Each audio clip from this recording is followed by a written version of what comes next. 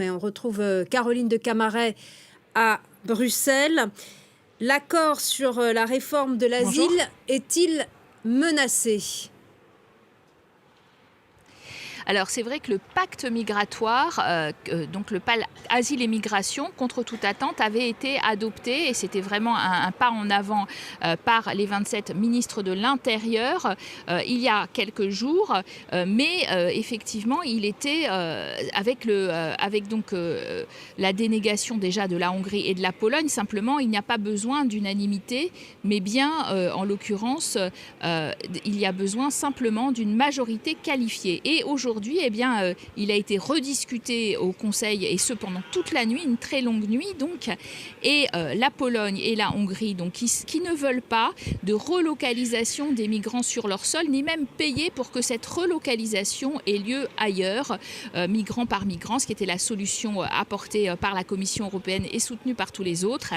Eh bien, cette Pologne et cette Hongrie refusent de signer les conclusions de ce Conseil européen. Donc on pourrait ressortir de ce Conseil européen sans aucune conclusion sur les questions migratoires, ce qui serait quand même assez peu courant, il faut bien le dire, ou alors avec des conclusions du seul Charles Michel, le président du Conseil, qui force en quelque sorte ces conclusions et prend bien note d'une opposition de deux pays, mais qui est surmontable par le vote.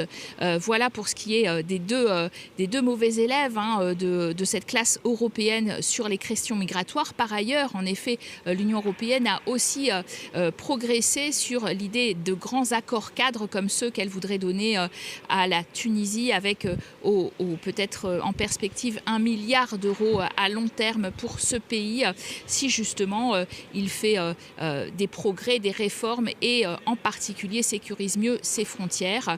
Cette question donc migratoire qui évidemment est très très sensible dans toute l'Europe, avec une poussée de la fièvre populiste et anti-migrants dans la plupart des pays. Et au vu de ce qui se passe en France, l'agenda du chef de l'État Emmanuel Macron est bousculé? Complètement, puisque là déjà il est arrivé au Conseil européen, Emmanuel Macron, mais il n'a pas désiré, et c'est assez rare de sa part, faire de déclarations préalables. Donc c'est ce qu'on appelle un doorstep, c'est-à-dire à l'arrivée, eh bien, parler au micro. Il a pris une autre entrée tout simplement par rapport aux autres dirigeants qui eux se sont exprimés sur la nuit et la journée à venir, journée chargée aussi, puisqu'il va s'agir de parler de notre autonomie stratégique de la Chine, et puis aussi des questions économiques et du pacte de stabilité et de croissance. Emmanuel Macron qui est présent, absent en quelque sorte. On sait qu'il va partir avant la fin probablement de ce Conseil pour rejoindre Paris en raison de la situation d'urgence en France à la suite effectivement de nuits d'émeutes, et il va plutôt d'ailleurs s'exprimer sans doute du côté de Paris. On verra si avant de partir il souhaite aussi parler ici, mais l'absence de parole présidentielle à un Conseil européen serait vraiment un fait très rare, là encore, qui marquerait une crise. Il est évidemment